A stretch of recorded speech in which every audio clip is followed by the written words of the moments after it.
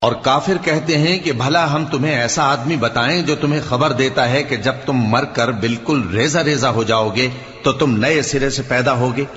یا تو اس نے اللہ پر جھوٹ باندھ لیا ہے یا اسے جنون ہے۔ بات یہ ہے کہ جو لوگ آخرت پر ایمان نہیں رکھتے وہ آفت اور پرلے درجے کی گمراہی میں پڑے ہیں۔ کیا انہوں نے اس کو نہیں دیکھا جو ان کے آگے اور پیچھے ہے، یعنی آسمان اور زمین؟ اگر ہم چاہیں تو ان کو زمین میں دھسا دیں یا ان پر آسمان کے ٹکڑے گرا دیں۔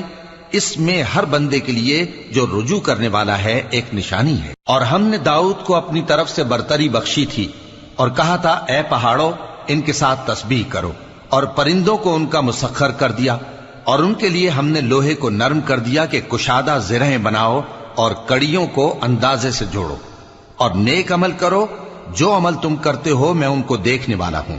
اور ہوا کو ہم نے سلیمان کے تابع کر دیا تھا اس